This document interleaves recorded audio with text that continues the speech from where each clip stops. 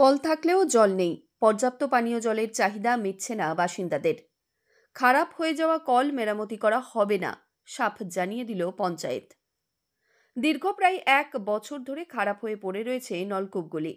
জলের সমস্যায় পঞ্চায়েতের দ্বারস্থ হয়েছেন গ্রামবাসীরা, কিন্তু সমস্যার সমাধান হয়নি, এমনটাই অভিযোগ। ঘটনাটি পূর্ব বর্ধমান জেলার মেমারি থানার অন্তর্গত দুর্গাপুর গ্রাম পঞ্চায়েতের মগলামপুর এলাকার। সেখানকার স্থানীয় বাসিন্দাদের অভিযোগ, গ্রামে প্রায় 3000 মানুষের বসবাস।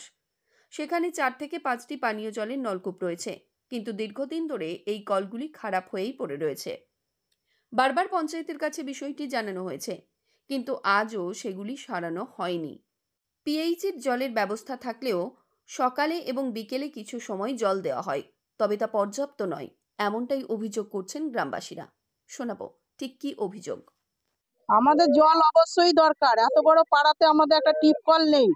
আমরা টাইম কলের জল থাকে না। আমরা বড় বাড়িতে গেলে পরে সবার বাড়িতে টিপ কারেন্ট পুড়িয়ে জল আমাদের দেয় না। এক গ্লাস জল নিয়ে যে টিপে খাবো আমাদের সেটা সম্ভব নেই। আমাদের জল অবশ্যই দরকার। গতবার 1 বছর ধরে আমরা জমা দিয়েছি, টাকা জমা দিয়েছি, খালি বলছে মিস্ত্রি যাচ্ছে মিস্ত্রি আসছে না। আমরা টাকা জমা দিয়েছি। আপনাদের তো এখানে কল ছিল, সেটা খারাপ হয়ে পড়ে রয়েছে। খারাপ পড়ে 1 বছর খারাপ হয়ে পড়ে আছে। 1 বছর আমরা জল পাচ্ছি না। কি অসুবিধা হচ্ছে? কিছু আমাদের জলের অসুবিধা। কি চাইছেন আপনারা? আমাদের অবশ্যই একটা টিপা কল জল করে দিতে হবে ভালো করে। এখানে মগলমপুর গ্রামে প্রায় 4-5টা কল খারাপ হয়ে পড়ে আছে। কত মানুষ এই কলের উপর নির্ভরশীল? হ্যাঁ, এখানে প্রায় 3-4 হাজার লোকের বসবাস আছে। সবাই তো সকালে বিকেলে একটু জল পাচ্ছে, হ্যাঁ, আর অন্য সময় জল পাচ্ছে না, এমনটাই বলছে। তাহলে এই বিষয়টি কি আপনি জানিয়েছেন? সকাল বিকেল বলতে এখানে যে আমাদের পিএইচ ওটা তো টাইম বাই টাইম দেয়। এবার পিএইচ এর হয়তো 1 দিন কি 2 দিন পিএইচও খারাপ হয়।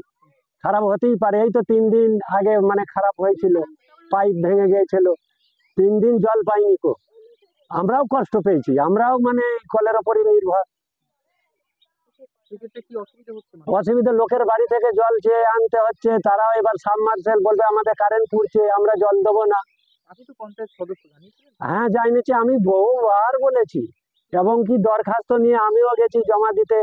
বলছে না, জমা নেওয়া হবে না, কল সারাবার এখন আমাদের টাকা দেয় না সরকার। আমার এলাকায় গত চৈত্র মাসে বৈশাখ মাসে ছিল এই এখানে বারোয়ারি কালী পুজো। চৈত্র মাসে কলটা এরকম তুলে দিয়ে চলে গেছে। মিস্ত্রিকে বারবার খবর দেওয়া হচ্ছে, মিস্ত্রি বলছে হ্যাঁ যাবো যাচ্ছে না। এই কলটা সমস্যা, এখানে জলটা এই কলের ওপর সব নির্ভর ছিল। কিন্তু পিইচি কলে সকালবেলা একবার দেয়, বৈকেলবেলা একবার জল দেয়। দুপুরবেলা যদি কাজ থেকে গরিব মানুষের কাজ থেকে আসে, তাহলে এখানে দুপুরবেলা জল পাবে না। জলের সমস্যা এদের এখানে রয়ে গেছে। যদিও এ বিষয়ে পঞ্চায়েতের প্রধান উপপ্রধান ক্যামেরার সামনে মুখ না খুললেও তাঁরা জানিয়েছেন, পানীয় জলের কল সারানোর যে ফান্ডের বরাদ্দ তা বন্ধ হয়ে গিয়েছে। এই পঞ্চায়েত এলাকায় 500টি সরকারি নলকূপ রয়েছে। তাছাড়া এই নলকূপ সারাতে যে খরচ, তা তাদের নিজস্ব পর্যাপ্ত তহবিল নেই। সেই কারণেই পঞ্চায়েতের তরফ থেকে সাধারণ সভায় এই কলগুলিকে সারানো হবে না বলে সিদ্ধান্ত গ্রহণ করা হয়েছে। আর এই সিদ্ধান্তেই চরম বিপাকে পড়েছে এলাকার সাধারণ মানুষ। মৃত্যুঞ্জয় যশের রিপোর্ট, সংবাদ আজকে নিউজ।